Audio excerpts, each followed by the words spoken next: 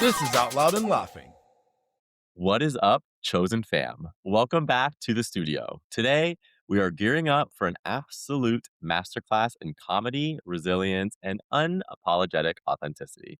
Our guest today is an incredible stand up comedian, a writer, and a true powerhouse voice who is making massive waves all the way from Australia.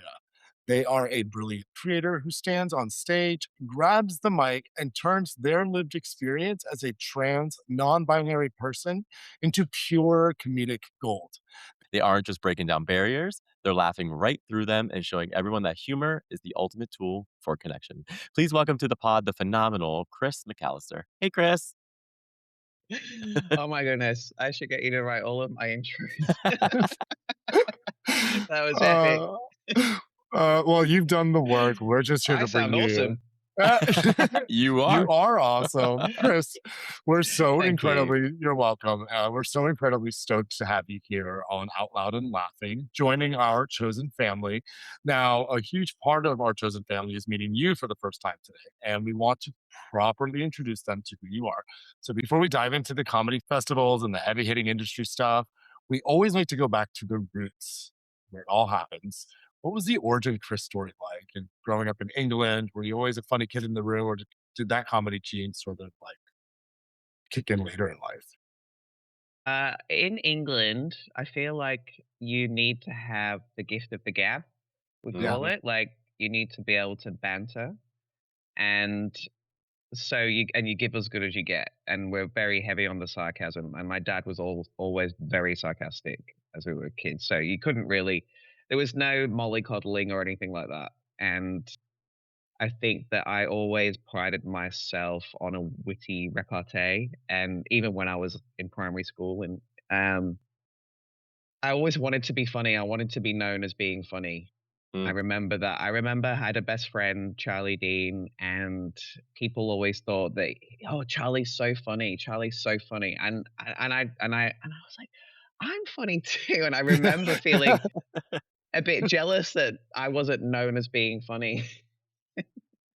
Well, we invite all of that humor and banter here today. So please be funnier Do not hold back. do not hold back. Um, where are you coming to us from today? You're in Australia, yeah? I'm in Sydney now. I've been here since 2007. What brought you there? I'd finished uni. I was in my 20s. I'd had a breakup Yeah. and and my sister was over here at the time, and I just fancied it. I'd always fancied traveling, and for some reason Australia had piqued my interest. I think maybe because I grew up watching Australian soaps like Neighbours and Home and Away. I don't know if you know what they are, but in No. England you grow up watching those things. And so it looks like everyone's at the beach all the time. Like everyone's just having a great old time, and so that's what I thought it was, and that there was never a winter. But I was wrong. I got here and my first winter was so cold, and none of the Mm. houses are. There's like a collective denial, and that there's no winter in Sydney because they don't have any heating in any of the Oh houses. my gosh. But yeah, so because people go, well, aren't you used to it because you're from England, and but we have central heating in England. We warm our houses up, so you're not really in the cold. I never knew But that. here I am. I didn't realize that. Yeah, yeah, here I am 19 years later, so it's obviously not that bad. Right. I want to switch gears a little bit to the comedy part, right? Like you mentioned that your very first time trying stand-up comedy was at an open mic night, I think in Sydney in like 2018. So pre-COVID, which we like to say at this point in our lives. So take us back to that exact night. What was going through your head right before you walked onto that microphone? Like, was it total like a paralyzing terror, like, oh my God, what am I doing? Or was it like, nope, this is exactly where I should be? I had written a 7-minute stand-up set, and it was for a night it was like a butch lesbian night, celebrating butch culture, and I wasn't butch at the time, I was just a bit more androgynous, but I just decided to do it anyway, and I was backstage waiting to go on, and they were introducing me, and I was terrified. I was so terrified, Mhm. and someone was just like, "Just get on, you'll be fine. They're great out there." And there's about 120 lesbians in the room. So I got on stage and I opened my mouth to speak, and then a noise just that I'd never made before came out of my mouth. I don't even know what it was. Like no words. And Was then I it just had breath? to Was it it was breath? like it was more like a howl. I don't Ah! How? and, like I don't know what it was, but I just was like, right, reset, okay, and then start. So yes, it was the most terrifying experience that I'd ever had up until that. I think all of my lesbian friends would agree that if a gay man like myself was in a room like that, it would be terrifying. And I think that, like, adversely, I'm just joking. Like, that is like really intimidating. Like, It is. how I don't know that I could do that. I like working in a format that I can go back and edit what I say.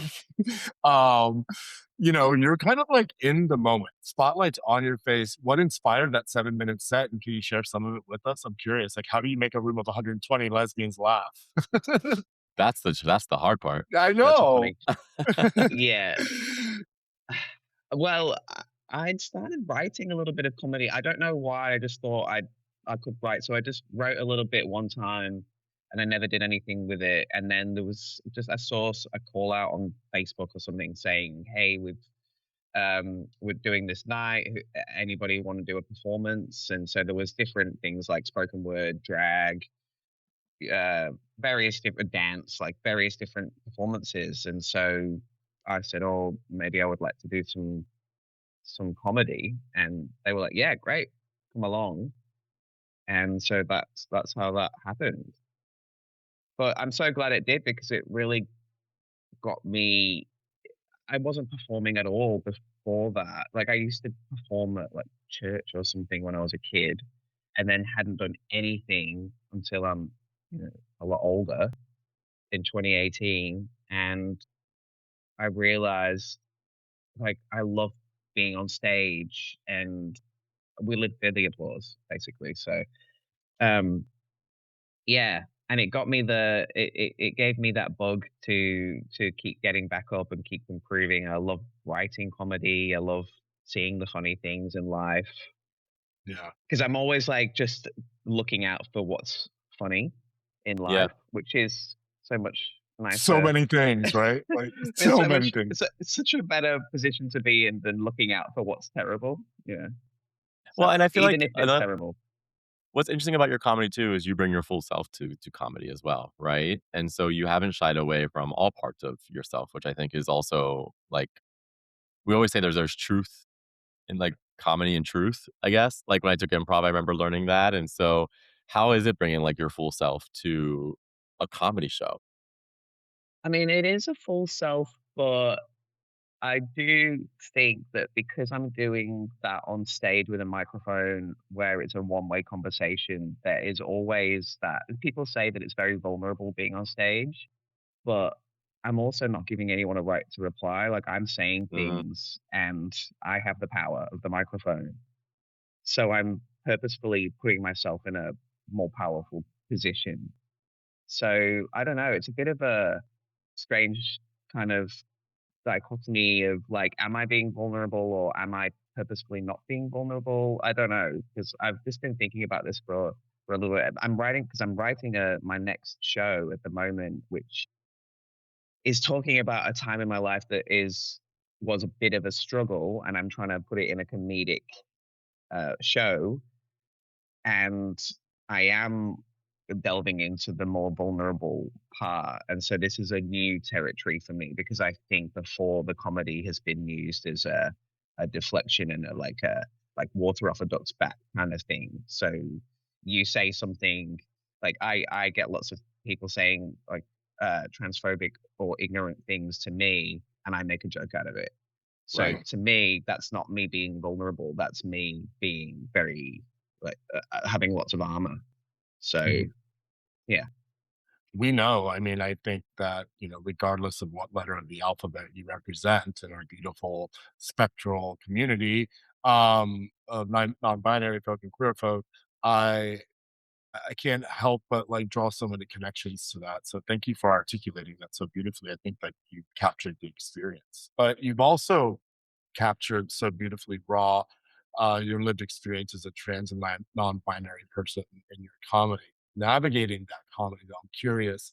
Um, you know, in the earlier days of your career, did stand-up serve then as a safe space? You talk about owning the microphone, you talk about it being sort of this one-way street.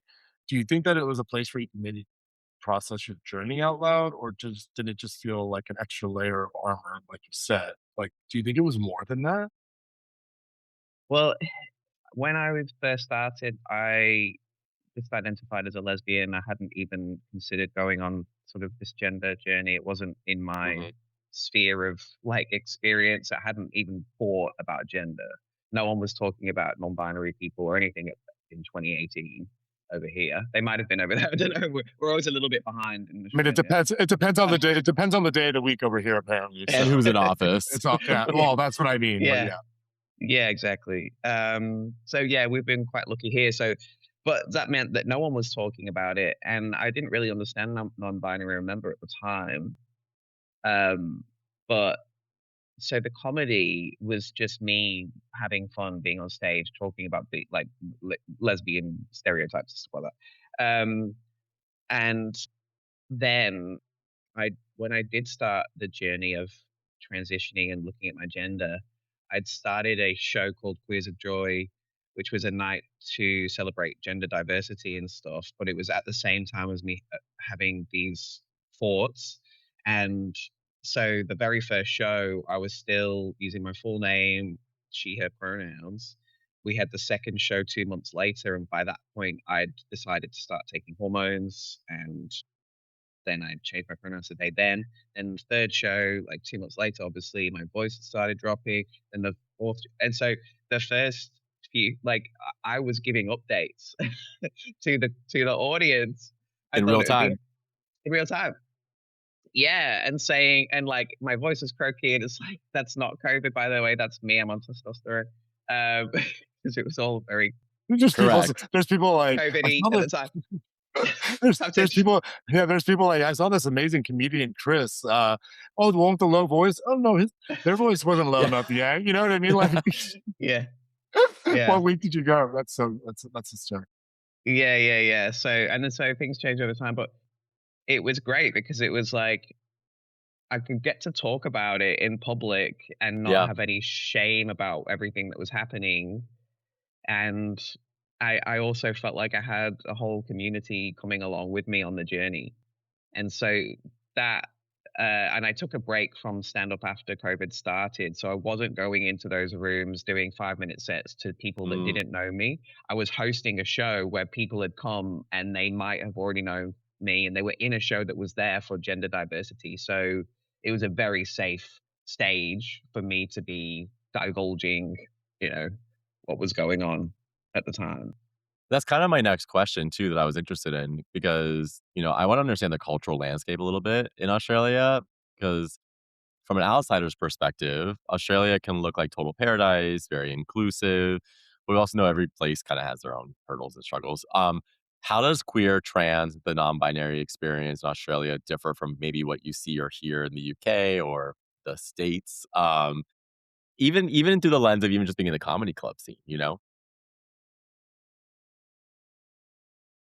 Up until a few months ago, I would have probably my answer would have been a bit different, but it Mm, seemed like I just said things happen in Australia a bit later than everything else. yeah. I feel like that now we're starting to see a little bit of that political scapegoating that has happened already in the US and the UK, because here those kinds of politicians have seen it work and how divisive it can be, and good for their campaign. So we have a certain person here, I'm not going to name her at the moment, who is using trans rights as a wedge issue to be able to make her way up, to being prime minister. And she's been around for 30 years, and it would have been a complete laughing stock to even consider that she had any chance over here. And then suddenly people are now listening to her, and she's getting loads of media attention, exactly how Trump got it in 2016 or 2015, where people were laughing at him. So he was getting all of this media attention, and it was like feeding the whole media cycle. And he got like so much more attention than Bernie Sanders or Hillary Clinton or anyone like that. So it's like everyone knew about, everyone's talking about him, and there's no such thing as bad publicity, and it's exactly what's happening here with this person. And Hmm. unfortunately, trans rights are one of the issues that up until now, the politicians have largely been like, no, we're not going to enter that culture war. And unfortunately, now this person is. And so it differs from state to state. So here in New South Wales, which is where Sydney is, we we're sort of relatively okay with trans rights, but then in Queensland and in they've just stopped puberty blockers. Well, about a year ago, puberty blockers for under 18s, and they have a different local government there, so who are actively trying to roll back rights, and they have learnt from the UK situation. So we are influenced by the UK and the US, and so socially, attitudes also, because I'm in Sydney, very different from say 2 hours, like a 2 hour drive from here, because it'll be very rural, or very just, hardly any queer people who are out. I went and did a show 2 hours away late last year, and it was for Ida Hobbit Day, International Day Against Homophobia, Transphobia, Blackphobia. And so it was like lovely. Someone had curated this night over there, and so we had 50 people, lovely people who are allies, come to the show. And I met like a trans guy afterwards, and he said, "I've lived here for 5 years. I've never met a single other trans person." And I couldn't believe it, because he said, I'm like stealth, like I'm not Mm. out here because I don't feel like it's safe to be so. But it's like, that's 2 hours from Sydney. I can't walk down the end of the street without seeing a trans person here. Don't tell them. I'm not supposed to be able to tell. Yeah. You're not That's supposed to be able to just tell. That's so good. that's so funny. But you kind of do sometimes. Yeah. Depends. Yeah, I mean, it's like gaydar. Exactly. Right. We all have it. Exactly. Well, I don't know. There's very little to say about the political landscape of the globe right now, especially as it sort of dims the light on our beautiful community. Um, I but will say just quickly though, the yeah, benefit of Australia is that we have compulsory voting. I don't know if you know this. no, tell us. So when we have elections, citizens have to vote, otherwise you get Mm, fined, which means that it's harder for really like yeah, extreme parties to get in, I love because that. when you're not forced to vote, only the people that are motivated to vote, right? And people get motivated by extreme like candidates. Yeah, Yeah. So if everyone in America had to vote, would the most extreme candidate get in? Probably not, because No. most people are sitting somewhere in the middle or whatever. Yeah. So I that think is that's one fascinating. thing that's one reason that we have been relatively sort of safe from that kind of rhetoric over here. That's interesting. Yeah. All right. So now I can add compulsory voting to how much I love compulsive shopping. This is fantastic. At Um, first, I thought compulsory voting was like, well, that's like stripping away people's rights, and I was very. But then Yeah.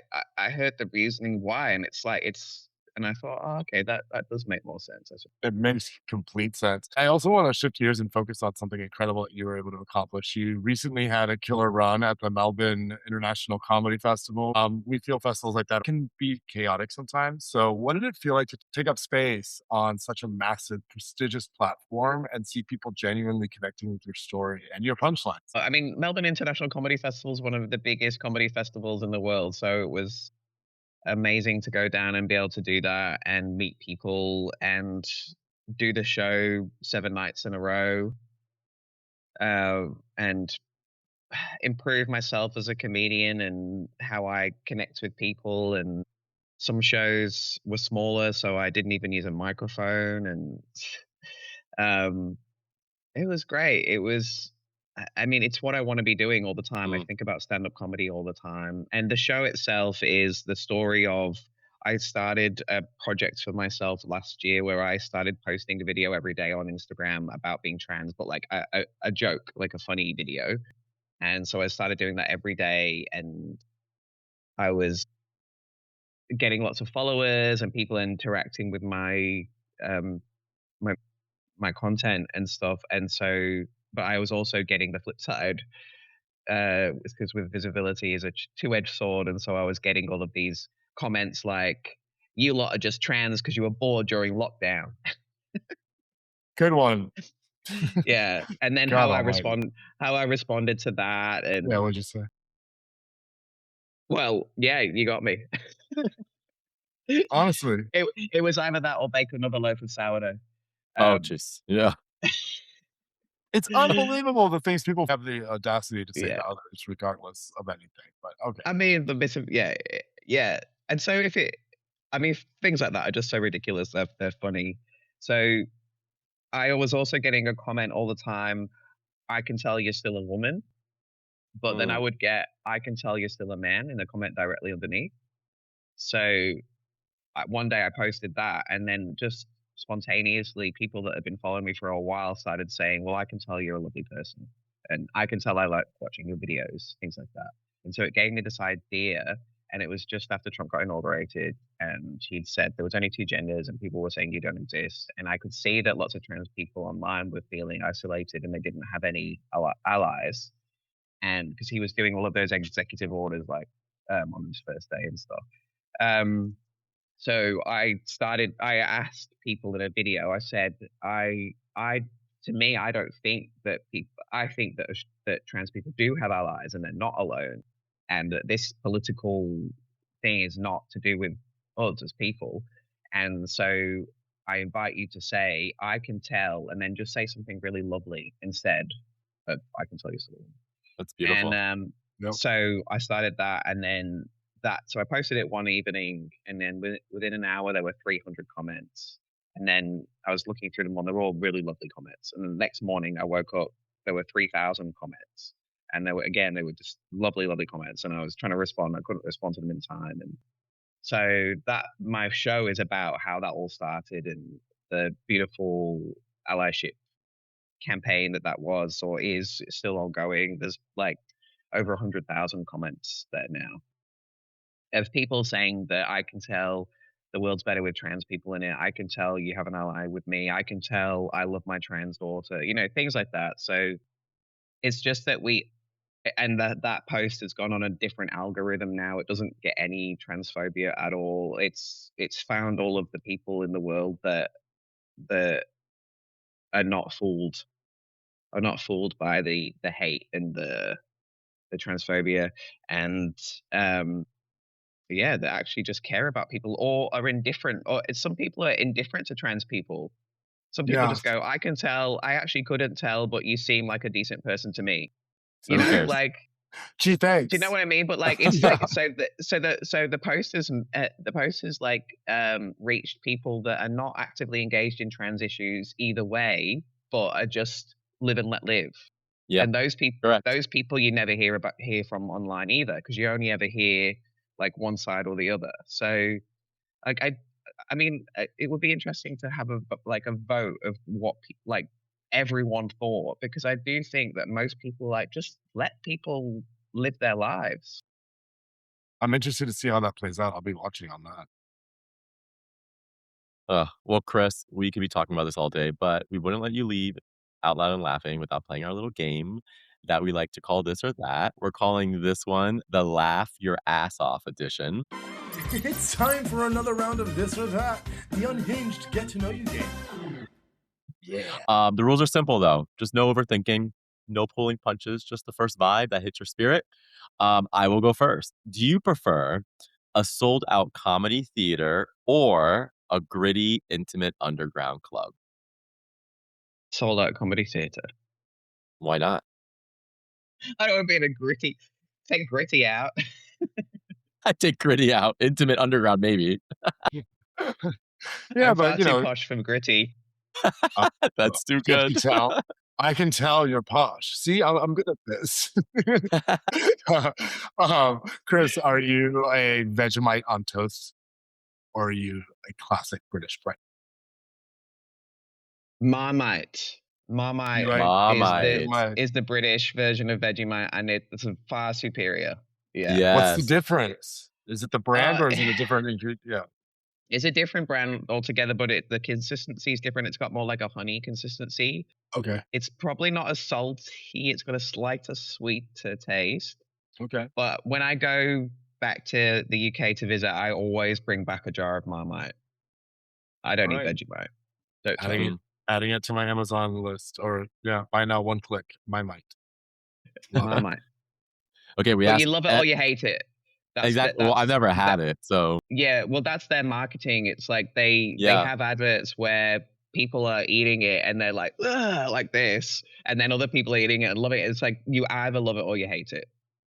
there's no in Sometimes between. people- Is it for men? Is it? Gosh. I see sponsorship. No, I'm just kidding. I mean, we gotta laugh, right? Yeah. Wait, hold on. Is it fermented yeast? Like what's Yes. It is the same. It's pretty much the same ingredients as Vegemite, but it just for some reason is tastes different. Yeah.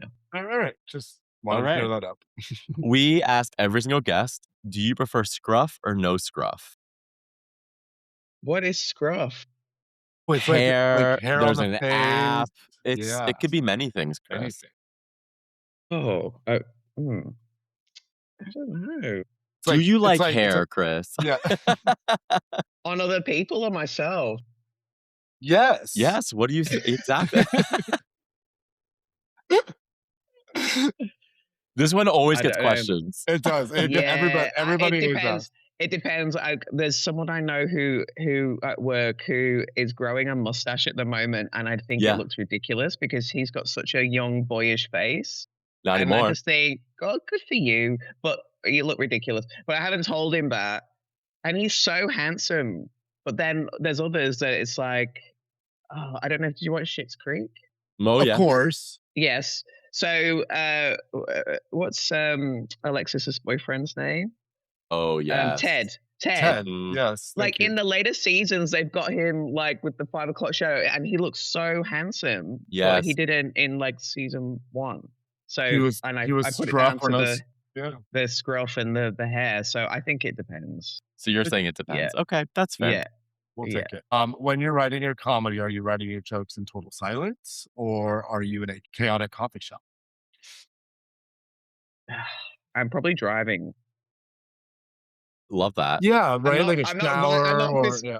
I'm not No, but physically you're writing, thinking. But you're thinking but while my driving. mind's wondering, yeah, it's like I have to be doing something like monotonous or something with one side of the brain. I don't know which one it is, and the other side, which is the creative side, I don't know. That is free to just do its thing. Yeah, so things just occur to me in random places. Sometimes in the shower, yes. Yep, the shower. Rarely am I just sitting down and going, right, I'm going to write now. Yeah. I love it. Okay. We talked a little bit about this before we started recording. So OG Toy Story or Toy Story 5? OG. Yeah. Except the problem is, because the story, OG, All Day, and Toy Story lives in my heart. This is not talking shade. The animation is so new. And so it looks so drastically different from like the original one was so good. If you like look at the original one, we thought it was amazing. It was amazing, but also like they've done a really great job of making it better. It's no Moana. You know what I'm saying, Chris? Yes. Yeah. I mean, I was thinking that there's a scene in 5 where there's like 50 toy horses and 50 toy buzzes riding these, and all the horses are different. They're all different. Like if you can imagine, like little plastic horses, or there's like material ones as well. And they've animated all of them on this big scene where they're all running, and so they've got like things blowing in the wind. And I was thinking, wow, that must have, like, they couldn't just do copy paste. They had to like animate each individual thing. So amazing, yes. But I think that the magic of Toy Story, the OG, you can't ever recapture that. I agree. And I also love this. And also the surprise element. I mean, the whole idea of having toys having this secret life without you knowing, like, and then all of the funny things that they did with Yeah. that was. Now I we mean, get even the it. other day, we watched one of the older ones. I can't remember, and they're like a kid's playing with Buzz and like kidding, and it's like Buzz, Buzz, Buzz, Buzz, Buzz, Yeah, like into the rescue. yeah. Just those little things. It's Hey, so great. they've got brains. Amazing. Okay, we ask all of our guests this as well. It gets a very visceral reaction, so we're curious to hear what you have to say about it. But are you a shower or a bath person, Chris? Shower. Yeah, all day. Yeah, Didn't see? skip a beat. I grew up having a bath. I was one of 4, and we all had to have the same bath water. Oh, And we were all yeah. fighting to go get in there first because you didn't want someone else's hair to be in your bath. Or You know, pee. siblings. Or pee. I don't think we ever thought of that. I thought that my siblings were But it super probably happened, Chris. If a bath probably lasts because longer than probably because my brother was 10 years younger than me, so he probably was peeing in the bath. But I always used to go, I'll go in there first before you, Phil. I'll be really quick. And he'd be like, well, don't wash your hair. And I was like, I won't. And I always did. But so I think once I discovered the shower, which was probably when I left home at 18, because we had a shower in my house when I was growing up, but it never got used. Not once. I never saw that shower get used. Interesting. We were a bath family. And so I discovered it afterwards. And now it's like, that's such a lovely moment of the day, the shower, hot water, like going over your head and I can't leave the house now without a shower. Yeah. I mean, I agree. Okay, last one. This one's important, Chris. Being remembered for making people laugh or remembered for making people think? Laugh. Comedy through and through. Yeah. Yeah. I mean, people say now, they'll be like, oh, your content really makes me think and sometimes makes me laugh. Someone said that to me once, and I was just like, Yeah. I could only focus on the fact that she said sometimes makes me laugh. That was Yeah, you didn't really have to put sometimes in there. What a bitch. If you can't say anything nice, don't say anything at all. Didn't your there mother you ever go. teach you right? Oh, I am so glad our hemispheres crossed, Chris. This was amazing. You're an absolute legend. Thank you so much for hanging out with us, being so incredibly you. open, of course, and showing our chosen family how to navigate the world with humor, grace, and your unmatched wit. Thank you so much. Yes, Chris. Everyone, go check out Chris's shows, tour dates, follow his content. Chris, where can everyone find you online and keep up with everything that you're coming up with? I am at the trans comedian on Instagram. Easy. Easy enough. That's a good handle. It is a great one. Thank Way you. to own No that. one had Yeah. it. Yeah. Can you Take believe it. that? Yeah. Well, amazing, everyone. Thanks for listening. Choose a family member to live your life completely out loud. Keep laughing and never be afraid to own your own story. We love you, and we'll catch you on the next one. Bye, everyone. Bye. This was Out Loud and Laughing. We're available everywhere you get your podcasts. Spotify, Apple, YouTube, iHeart, or wherever.